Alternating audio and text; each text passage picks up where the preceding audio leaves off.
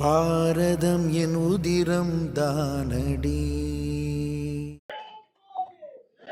பார்த்த பெரியவர்களே, தாய்மார்களே, மேடையில் இருக்கக்கூடிய நபர்கள் நம் எல்லோருக்கும் அறிமுகமானவர்கள், முக்கியமானவர்கள், பேச போகின்றார்கள். நீங்க கவனிச்சுட்டு இருக்கிறீங்க. மேடைக்கு முன்புறத்தில் இருக்கக்கூடிய மனிதர்களும் அவ்வளவு முக்கியமானவர்கள். அண்ணன் அகராஜ் பாண்டே அவர்கள் பேசும்போது சொன்னாங்க, 95 வயது, அரசியலை சுதந்திரத்திற்கு முன்பு சுதந்திரத்திற்கு பின்பு பார்த்தவர். 95 வயசுலயும் அவர் எழுதக்கூடிய அந்த குறிப்புகளை நீங்க பார்க்கணும். அண்டே அவர்கள் எழுதக்கூடிய குறிப்புகள் இன்றைய அரசியல் நடக்கக்கூடிய தவறுகளை சுட்டிக்காட்டி அழகா ஒரு பேனா இன்க்ல பக்கம் பக்கமாக எழுதி நம்முடைய அலுவலகத்துக்கு அனுப்புவாங்க. வாரத்துக்கு 2 கடிதம் அனுப்புவாங்க.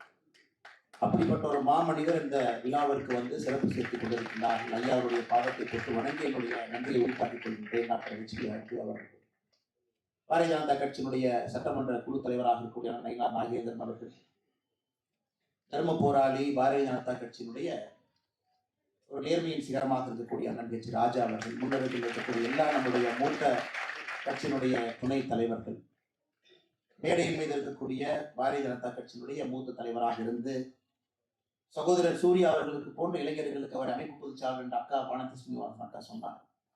அதை தாண்டி இன்னொரு வார்த்தையை நான் பயன்படுத்த வேண்டும் என்றால், இளைஞர்களை அடையாளம் காட்டி அடுத்த கட்டம் எடுத்து செல்வதற்கு ஒரு பெரிய ஒரு உந்து சக்தியாக இருக்கக்கூடிய ஐயா பி.எல். சந்தோஷி அவர்கள், மேடையின் மீது இருக்கக்கூடிய பாரதிய ஜனதா கட்சியினுடைய அகில இந்திய மகளிர் அணியினுடைய தலைவி, சித்தாந்த அடிப்படையிலே இந்த கட்சியினுடைய வளர்ச்சிக்கு ஒரு தூணாக இருந்து பாடுபட்டுக் கொண்டிருக்கக்கூடிய அக்கா வானதி ஸ்ரீனிவாசன் அவர்கள், மேடையின் மீது இரு துருவங்களாக இருக்கக்கூடிய அண்ணன் ரங்கராஜ் பாண்டே அவர்கள், அண்ணன் கோலா ஸ்ரீனிவாஸ் அவர்கள், சென்னை சிட்டிசன்ஸ் போரம் இதனுடைய தலைவராக இருக்கக்கூடிய அருமை சகோதரர் கே.டி. ராகவன் அவர்கள், சகோதரி காயத்ரி அவர்கள், சென்னை சிட்டிசன் போரமுடைய பவுண்டராக இங்கே அமர்ந்து கொண்டிருக்கக்கூடிய அண்ணன் ரத்மா சங்கர் அவர்கள், நூலாசிரியர் அருமை சகோதரர் எஸ்.ஜி. சூர்யா அவர்கள். தம்பி சூர்யா அவங்களை பத்தி ஒரு 2-3 நிமிஷம் பேச வேண்டும் நினைக்கிறேன். நான் நூலை பத்தி எல்லாரும் பேசுவாங்க. அற்புதமான பேச்சு அடுத்து வர இருக்கிறது. ஐயா சந்தோஷி அவங்க பேசியிருக்கிறான்.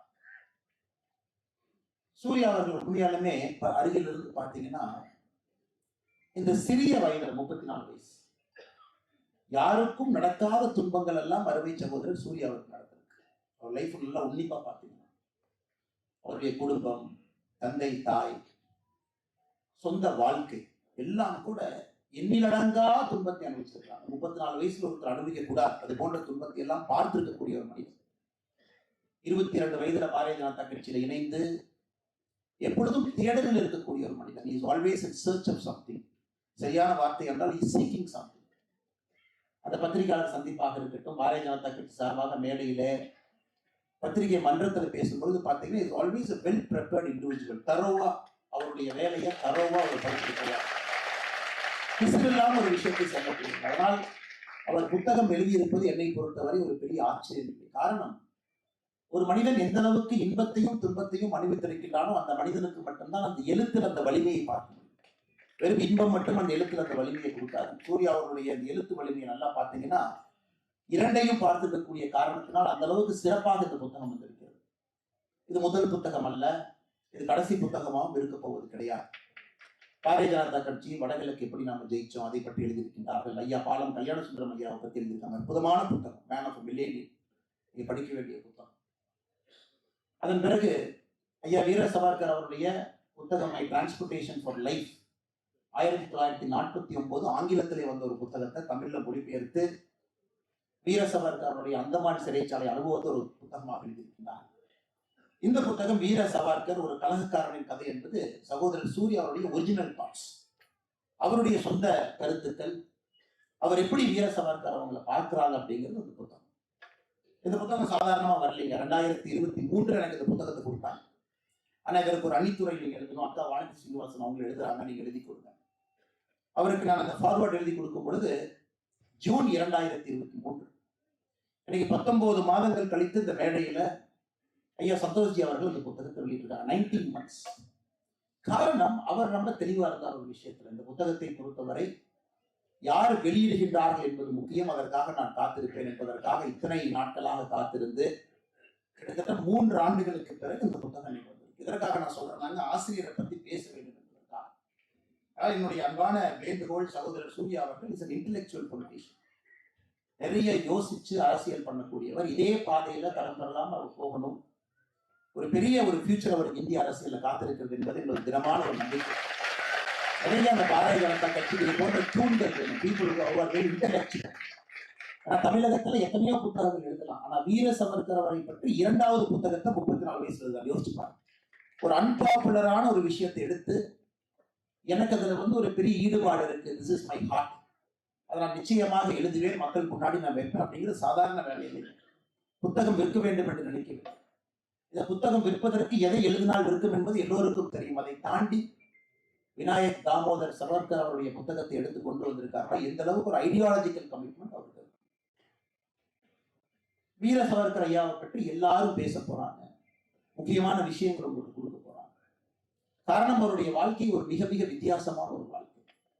நீங்க மகாத்மா காந்தி ஐயாவோட அப்படியே பேரலா ஒரு வாழ்க்கையை கொண்டு வரலாங்க. 1869 அவர் பிறந்தாங்க, 1883 அவர் பிறந்தாங்க. 14 ஆண்டுகளுக்கு பிறகு அப்படியே நீங்க ட்ரேஸ் பண்ணி கொண்டு வாங்க 2 பேருடைய வாழ்க்கை.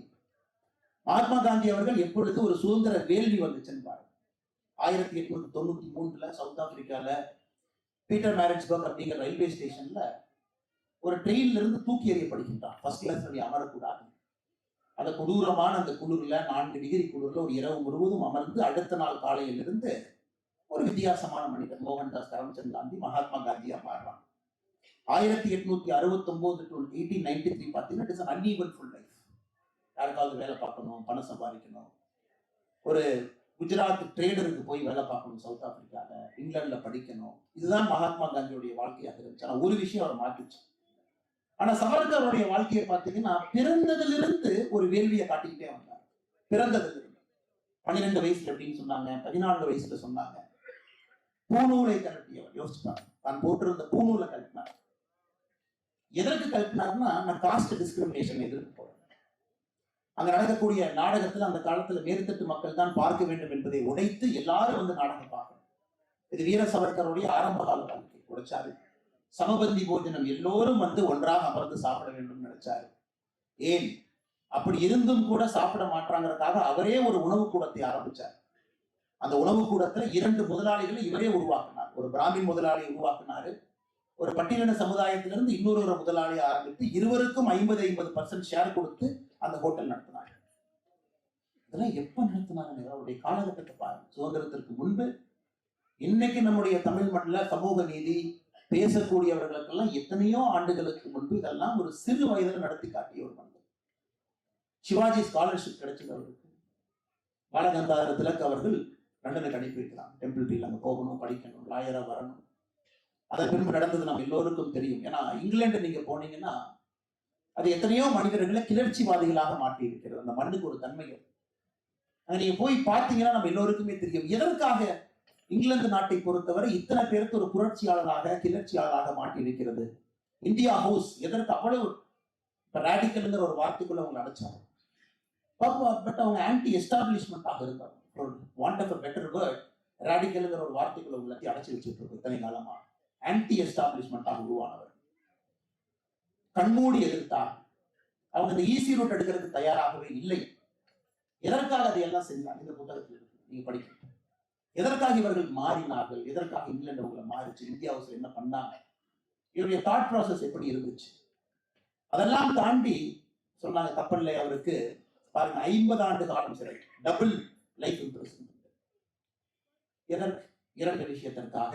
நாசிக்னுடைய கலெக்டரை கொண்டாங்க, அதற்கு வெப்பன் சப்ளை பண்ணாரு, அதற்கான ஐடியாலஜிக்கல் இம்ப்ரிண்ட் அவர் கொடுத்தாரு. செக்ஷன் 121A இங்கிலாந்து அரசுக்கு எதிராக, குறிப்பாக இங்கிலாந்தினுடைய ராஜாவுக்கு எதிராக கிளர்ச்சி ஏற்படுத்தினார்கிற 2 விஷயத்தை மையமாக வைத்து ட்ரையல் பண்ணி அவருக்கு 50 ஆண்டு காலம் இரட்டை ஆயுள் தண்டனை கொடுத்தாங்க. வயசு யோசிச்சு பாருங்க. அந்தமான் சிறைச்சாலை இன்னைக்கு எல்லாருக்கும் ரொம்ப சாதாரணமா போயிடுச்சு. இன்னைக்கு தமிழகத்துல பாத்தீங்கன்னா வேறு வேறு கட்சிகள் நமக்குள்ள சண்டை போட்டுக்கிறோம், ஐடியாலஜிக்கல் ஃபைட். அதெல்லாம் ஒரு கட்சியை சார்ந்தவர்கள் மற்றொரு கட்சி எப்படி திட்டுவாங்கன்னா, நீ வீர சவர்கர் பரம்பரை, நீ மன்னிப்பு கேட்ட பரம்பரை இல்லை, நீ வீர சவர்கர் பரம்பரை. அந்த கட்சியினுடைய தொண்டர்கள் இன்னொரு கட்சி எப்படி சொல்லுவாங்கன்னா, நீ பக்கம் 21 பரம்பரை. இது சமூக வலைதளத்திலே ஒரு பேசுவதற்கோ சமூக வலைதளத்துல திட்டிக் கொள்வதற்கோ சரியா இருக்கு. நீ வீர சவர்கர் பரம்பரைன்னு சொல்லிட்டு நம்ம பக்கம் 21 பரம்பரைன்னு சொல்லுறது. ஆனா இது போன்ற புத்தகங்கள் வரும்பொழுது அந்த நெரேட்டிவை ஷிஃப்ட் பண்ணி ஒரு இன்டெலெக்சுவல் பேசிஸ்குள்ள கொண்டு வருது. That is very important. அது ரொம்ப முக்கியம். ஏன்னா எல்லாருமே சமூக வலைதளத்தில் அவங்க திட்டுறாங்க அப்படிங்கிறதுக்காக இந்த கட்சியை சார்ந்தவர்கள் திட்டிட்டு போயிடுவாங்கிறத தாண்டி ஒரு இன்டெலெக்சுவல் இம்ப்ரிண்ட். அந்தமான்ல செல்லார் சிறைக்கு நீங்க போனீங்கன்னா அந்த சிறையினுடைய கடைசி பகுதியில 4வது மாடியில கடைசி ரூம்ல வீர சவர்கருடைய ரூம் இருக்கு. நீங்க பார்த்துருப்பீங்க. சில பேர் அங்க டூரிஸ்ட் போனவங்க போய் பார்த்துருப்பீங்க. அந்த ரூமுடைய தன்மையை நீங்க பார்த்துருப்பீங்க. அந்த ரூம் எப்படி இருக்கும் நீங்க பார்த்துருப்பீங்க. அதனால என்னை பொறுத்தவரை தமிழகத்துல இருக்கக்கூடிய அன்பு நண்பர்கள், நீங்க எந்த சிந்தனை உங்களுக்கு இருந்தால் அந்தமான் சிறைக்கு போகும்பொழுது ஒரு முறை நீங்க அங்க போய் செல்லார்ஜியில போய் பார்க்கணும். ஒரு ஓப்பன் மைண்டடா. ஏன்னா இவங்க எல்லாருமே இந்தியாவிற்காக பாடுபட்ட ஒரு பொலிட்டிக்கல் பார்ட்டிக்காக அவங்க யாரும் வேலை செய்யலாம்.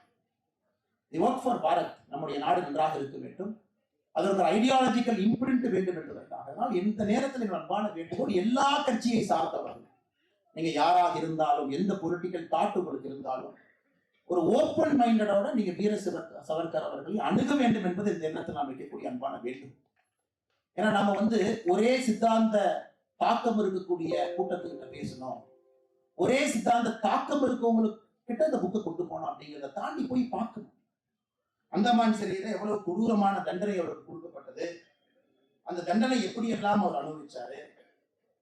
குளிப்பது கூட காலையிலே நிர்வாணமாக எல்லோருக்கும் முன்னாடி குளிக்கிறது. இந்த மனுஷன் படிச்சது எங்க, இந்த மனுஷன் வாழ்ந்தது என்ன, இந்த மனுஷனுடைய சிந்தனை என்ன. ஜெயில் சிஸ்டமை பாருங்க, உங்களை பிரேக் பண்ணணும், உங்க சோலை கிரஷ் பண்ணணும், உங்களை உள்ள சோல் இருந்து உங்களை கொன்றணும் அப்படிங்கிறதுக்காக தான் சிஸ்டம், ஜெயில் சிஸ்டமை டிசைன் பண்றாங்க. நிர்வாணமாக காலையிலே குளிக்க வேண்டும். அதை தாண்டி பனிஷ்மெண்ட் பாருங்க. குறிப்பாக இவருக்கு கொடுக்கப்பட்ட punishment standing in the stock. அப்படின்னா காலையிலே உங்க கையை கட்டி வச்சிருவாங்க. காலை 6 மணியிலிருந்து 10 மணி வரை, 12லிருந்து 5 வரை உங்களுடைய கையை கட்டி லைட்டா அந்த ரூஃப்ல மேலே ஏற்றிடுவாங்க செயின் போட்டு. அப்ப கிட்டத்தட்ட உங்களுக்கு இந்த standing in the stock punishment என்பது 10 மணி நேரம் தினமும் தொங்கணும். இயற்கை உபதை செல்வதற்கு கூட உங்களால் முடியாது 10 மணி நேரம். ஏன்னா உங்களுடைய சோலை கிரஷ் பண்ண அடிப்படையிலே உங்களுடைய ஆன்மாவை கொண்டுட்டா உங்களுக்கு இருக்கக்கூடிய சிந்தனை எல்லாம் கொன்று விடுவோம் என்பதற்காக உருவாக்கப்பட்டதுதான் அந்தமான் சிறைச்சாலை. Cellular very scientifically design, very scientific. Jeremy பென்தம்னு ஒரு இங்கிலீஷ் பிலாசபர் இருந்தார். ஒரு சிறைச்சாலை எப்படி கட்ட வேண்டும் ஒரு பெரிய புத்தகம் எழுதியிருக்காரு. அதை வச்சுதான் பாதி சிறைச்சாலைகள் உலகம் முழுவதுமே டிசைன் பண்ணிருக்காங்க. எப்படி கிரஷ் பண்ணணும், ஆன்மாவை எப்படி சிதைக்கணும், உங்களுக்கே உங்கள் மேல் கோபத்தை எப்படி தூண்டுறோம். அதுல 11 ஆண்டுகள் யோசிச்சு பாருங்க. 11 years இருந்தாங்க. நம்ம சிம்பிளா ஒரே வார்த்தையில கடந்த மாதிரி சகோதரர் விக்ரம் சம்பத் அவர்கள் அவருடைய புத்தகத்தை வெளியிடும் பொழுது வீர சவர்கர் அவர் புத்தகத்தை வெளியிட சொல்லி நீ வர சொல்லியிருந்தாங்க. ஸ்டேஜில் வெளியிட்டாச்சு, எல்லாரும் பேசியாச்சு. அதன் பிறகு பத்திரிகையாளர் சந்திப்பில் நானும் விக்ரம் சம்பத் அவர்கள் நின்று கொண்டிருக்கின்றோம். பத்திரிகை நண்பர் கேட்ட முதல் கேள்வி என்ன, எதுக்கு மன்னிப்பு கேட்டாங்க சொல்லிட்டு போங்க. இவ்வளவு பேசி அபினவ பாரத்தை பற்றி பேசி, அவருடைய எசென்ஷியல்ஸ் ஆஃப் ஹிந்துத்துவ தத்துவத்தை பற்றி பேசி, அவருடைய வாழ்க்கை முறையெல்லாம் பேசி, எப்படி வாழ்ந்தார் என்பதை பேசி, அந்தமான் சிறைச்சாலையினுடைய கொடூரத்தை பேசி, எல்லாம் பேசினதுக்கு அப்புறம் ஒரே ஒரு லைன் அவங்க கேட்ட கேள்வி, நண்பர் ஒருவர் முதல் கேள்வி என்ன, இந்த மன்னிப்பு கேட்டாங்களா தமிழ்நாட்டில் சொல்றாங்க கொஞ்சம் பேசுறாங்க. அதெல்லாம் பதில் சொன்னதுக்கு அப்புறம் இல்ல இந்த மகாத்மா காந்தியினுடைய கொலையில் ஏதோ சம்பந்தம் சொன்னாங்க, அதை பத்தி 2 வார்த்தை பேசுங்க. எனக்கு தமிழகத்துல விநாயக் தாமோதர் சவர்கர்னாவே இந்த 2 வார்த்தைக்குள்ள அடைக்க பார்க்கணும். நாதராம் கோட்சே அவரை இவர் இன்ஸ்பயர் பண்ணாரு, இவர் தான் தூண்டி விட்டாரு. மகாத்மா காந்தியினுடைய கொலை நடந்தது, இவரை கைது பண்ணாங்க, கொஞ்ச நாள் உள்ள வச்சிருந்தாங்க, அதன் பிறகு விடுதலை ஆனார். அப்பனா இவர் ஏதோ தப்பான ஒரு மனுஷனா இருக்கு. ட்ரையல் என்ன நமக்கு தெரியாது, ட்ரையல் என்ன நடந்துச்சுன்னு தெரியாது, எதற்காக இவர் கைது செய்யப்பட்டார் தெரியாது. இவருக்கும் நாதராம் கோட்சேவுக்கும் இருக்கக்கூடிய அந்த தொடர்புகள் எல்லாம் விக்ரம் சம்பத் அவர்கள் 3 சாப்டர்ல எழுதியிருக்காங்க. என்ன எக்ஸாக்டா நடந்துச்சு, கருத்து பரிமாற்றம் என்ன சம்பந்தம் இவர்கள், அதெல்லாம் ஒரே லைன்ல நான் அடைச்சோம். இல்ல இவர் மன்னிப்பு கேட்டார் அப்படின்னா இவர் ரொம்ப குறைவான ஒரு மனிதர். கிளிமென்சி பெட்டிஷன் நம்முடைய கோலாகல ஸ்ரீனிவாசர் அவர்கள் சொன்னது போல எல்லாரும் பயன்படுத்திருக்காங்க, பயன்படுத்தாதவங்க யாரும் கிடையாது. ஏன்னா ஜெயில உங்களுக்கு 2 சாய்ஸ் இருக்கிறது. உங்களுடைய லார்ஜர் விஷயத்துக்கு நீங்க சண்டை போட போறீங்களா, இல்ல சிறையிலிருந்து சாக போறீங்க. இவர் சிறையிலிருந்து சாக விரும்பவில்லை, இவருடைய கனவை பூர்த்தி செய்ய வேண்டும் என்று நினைத்தார். அதன் பிறகு ரத்னகிரி சிறைச்சாலை, மகாத்மா காந்தி அவர்களை சந்தித்தது, நேதாஜி சுபாஷ் சந்திர போஸ் அவர்களை சந்தித்தது, எவ்வளவு சரித்திரங்க கண் முன்னாடி, அவ்வளவு சரித்திரம் இருக்கு. அதை அருமை சகோதரர் சூர்யா அவர்கள் அந்த புத்தகத்தில் அந்த சரித்திரத்தை நிறுத்தியிருக்காரு. அதான் எனக்கு ரொம்ப பிடிச்சிருக்கு. He brought the history of historical accuracy. இவ்வளவு பெரிய ஒரு ரெயின்போ வாழ்க்கைய, அவ்வளவு வண்ணங்கள் இருக்கக்கூடிய வாழ்க்கைய, அதையெல்லாம் ஒரு புத்தகத்துல கொண்டு வந்து நம் கண் முன்னால் நிறுத்துவது சாதாரண ஒரு வேலை இல்லை. சகோதரர் அன்பு தம்பி சூர்யா அவர்கள் மிக அற்புதமா பண்ணிருக்காங்க. சாதாரண வேலை, ஒரு ஆத்தென்டிக்கான ஒரு புத்தகம். அதனால எனக்கு பெரிய ஒரு மகிழ்ச்சி. ஐயா விநாயக் தாமோதர் சவர்கர், வீர சவர்கர் அவருடைய சித்தாந்தம் வந்துங்க, அவர் பிறக்கும்போது சித்தாந்தம் ஆரம்பிக்கல. 1883 சித்தாந்தம் ஆரம்பிக்கல. 1966 பிப்ரவரி 26 அவர் மரணத்தை தழுவிய பொழுது சித்தாந்தம் முடிந்து விடவில்லை. ஏன்னா எந்த ஒரு அரசியல் தலைவரோ எந்த ஒரு சித்தாந்தவாதிக்கோ இல்லாத ஒரு பாதையை அவர் தீர்மானிச்சார், எப்படி சாகணும் அப்படின்னு. 26 நாட்கள் எந்த உணவையும் உண்ண மாட்டேன் என்று 82ஆம் அகவையில அவர் இறக்க வேண்டும் என்று முடிவு செய்து 26 நாட்கள் உணவு உண்ணாமல் பிப்ரவரி 1 ஆரம்பித்து 26 மரணிக்கின்றார் 1966. வைராகியமான ஒரு மனிதர். ஆனால் இவருடைய சித்தாந்தம் வந்து இதோட நிக்கலீங்க. சித்தாந்தம் இன்னும் பெருசு. அதனாலதான் சிவாஜி அவர்களை தோற்கடித்த பொழுது அப்ப இருந்த பிரிட்டிஷ் மாகாண கவர்னர் சொன்னாரு, நம்ம முகலாயர்களை தோற்கடிச்சுள்ள வரலீங்க, வீர சிவாஜியை தோற்கடிச்சுள்ளே வந்திருக்கின்றோம். அது ஹிஸ்டரி. முகலாயர் தோற்கடிச்சாரு வரலீங்க, வீர சிவாஜி என்கின்ற மனிதனை தோற்கடித்து அவங்க உள்ள வந்து உட்காரப்படுகிறது 300 ஆண்டு. அதனால வீர சிவாஜி அவருடைய கனவு. எனக்கு இன்னொரு பெரிய கோபம் என்னன்னாங்க, வீர சவர்கர் அவர்கள், ஏன்னா இந்த வார்த்தை இந்த மன்றத்தை நான் பயன்படுத்தக்கூடாது, இந்த புண்ணியமான மண்டல் இருந்தும் நான் சொல்லுகின்றேன். ஏன்னா சில பேருக்கு இன்னும் ஒரு க்ளோஸ்ட் மைண்டட்ல பாக்குறாங்க. அவர் சித்பாவன் பிராமினாக இருந்த ஒரே காரணத்திற்காக அவர் நிராகரிக்கப்பட்டாரா தமிழகத்தில் அப்படிங்கிற கேள்வியும் இருக்கு. அவர் கூட இருந்த நண்பர்கள் எப்படிப்பட்ட மனிதர்கள் என்பதற்காக நிராகரிக்கப்பட்டாரா, அதற்காக சரித்திரத்தை திருப்பி பேசினார்களா? 50 ஆண்டு காலம் ஒரு கட்சி இந்த ஆட்சியில் இருந்தாங்க. அவர்கள் எழுதியதுதான் புத்தகம் அகில இந்திய அளவுல தமிழகத்துல. நீங்க எழுதுறதான கதை. தினமரத்தை வெட்டினாங்க, நீங்க சொன்ன நம்பித்தான் ஆகும். யாரு போய் பார்த்தாங்க? அது எத்தனை தினமரத்தை வெட்டினாங்க நீங்க சொன்னாதான கதை, உங்களுக்கு தெரியாது. கோயில்ல இவங்க போய் தான் திறந்து வச்சாங்க நீங்க சொன்னாங்க. ஏன்னா அது ஒரு 5 ஜெனரேஷன் படிச்சாச்சு. 5 ஜெனரேஷன் படிச்சு ஐடி இன்ஜினியர் ஆயிட்டாங்க, டாக்டர் ஆயிட்டாங்க, பொலிட்டீஷியன் ஆயிட்டாங்க. அதனால் வெறும் ஒரு புத்தகத்தை கையில் வைத்துக் கொண்டு, கல்வித்துறையை கையில் வைத்துக் கொண்டு வீர சவர்கர் அவர்களுக்கு மிகப்பெரிய அநியாயம் இந்த தமிழக மண்ணில் நடந்திருக்கிறது. அதற்கு சகோதரர் சூர்யா அவர்களை போன்றவர்கள் களத்தில் இறங்கி அதை சரி செய்து கொண்டிருக்கின்றார்கள் என்று நம்புகின்றேன்.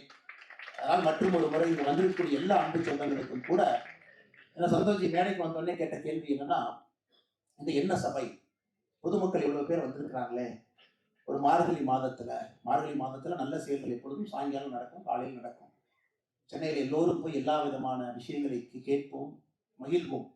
ஆனால் இவ்வளவு நண்பர்கள் உங்களுடைய நேரத்தை ஒதுக்கி வைத்து ஒரு புத்தக வெளியீட்டு விழாவுக்கு வந்திருப்பது சாதாரண ஒரு வேலை இல்லை. அதனால் உங்கள் எல்லோருக்கும் ஒரு பெரிய நன்றிகள். இந்த புத்தகத்தை நீங்க வாங்கி படிக்கணும் சார், வெரி இம்பார்ட்டன்ட். ஏன்னா இப்ப இந்த சமூக வலைதள உலகத்தில் என்னன்னா, ரங்கராஜ் பாண்டியன் 5 மினிட்ஸ் பேசிட்டாங்க, நான் அப்படியே கேட்டுட்டேன், எனக்கு எல்லா வீர சவர்கரை பத்தி தெரிஞ்சிருச்சு, சூப்பர். இல்ல சந்தோஷி வந்து 25 நிமிஷம் பேசிட்டாங்க, எனக்கு அது போதும், வீர சவர்கரை பத்தி எல்லாமே கவர் பண்ணிட்டாங்க, போதும். இல்லை, நீங்க இந்த புத்தகத்தை வாசிக்க வேண்டும் என்பதை நான் வாழ வேண்டும். நீங்க வாங்கி படிக்க. ஏன்னா இது பேசக்கூடிய யாருமே முழு வாழ்க்கையை அப்படியே சொல்ல முடியாது. அதனாலதான் சகோதரர் சூர்யா அவர்கள் வீர சிவாஜியினுடைய வாழ்க்கையில் ஆரம்பித்து சித்பாவன் பிராமின் அவர்கள் சமுதாயத்திற்கு போய் அங்கிருந்து வீர சவர்கருடைய வாழ்க்கையை 1966 முடிக்கிறார். ஏன்னா அவர் வந்து இந்த ஹிந்து ராஷ்டிரத்தை எக்ஸ்பேண்ட் பண்ணி பார்க்கிறார். அதான் வீர சவர்கருடைய சிந்தனை. அதனால நீங்க இந்த புத்தகத்தை படிக்கணும். இதை தாண்டி இன்னும் நிறைய விஷயங்களை படிக்கணும். நான் சொல்லுகின்ற கருத்துக்கு ஒப்புகை இல்லாதவர்கள் நண்பர்கள் யாராச்சும் பார்க்கறாங்க, இல்ல வீர சவர்கரை பத்தி நீங்க புகழ்ந்து பேசுறீங்கன்னா, என்னுடைய அன்பான வேண்டுகோள், ஓப்பன் மைண்டட்னஸோட கொஞ்சம் அவரை பத்தி படிக்கும். காரணம், உங்களுக்கு பிடிக்காமல் இருக்கலாம், அதற்காக உங்கள் குழந்தைகளுக்கும் பிடிக்காமல் செய்து விடாதீர்கள் என்பதுதான் என்னுடைய அன்பான கருத்து. இதோடு வந்திருக்கக்கூடிய எல்லா நண்பர்களுக்கும் நன்றி தெரிவித்து, இந்த நிகழ்ச்சியை மிக சிறப்பாக நடத்தி கொண்டிருக்கக்கூடிய சென்னை சிட்டிசன்ஸ் போரம் அதனுடைய எல்லா நிர்வாகிகளுக்கும் இந்த நேரத்தில் நன்றி இழந்த வாழ்த்துக்களை வணக்கங்களை தெரிவித்து, மற்றும் ஒரு முறை உங்களுக்கு நன்றி தெரிவித்து உரை முடித்துக் கொள்கின்றேன். நன்றி, வணக்கம். பாரத் மாதா. மேலும் இது போன்ற வீடியோக்களை காண தேசியவாத நியூஸ் யூடியூப் சேனலை சப்ஸ்கிரைப் செய்யுங்கள்.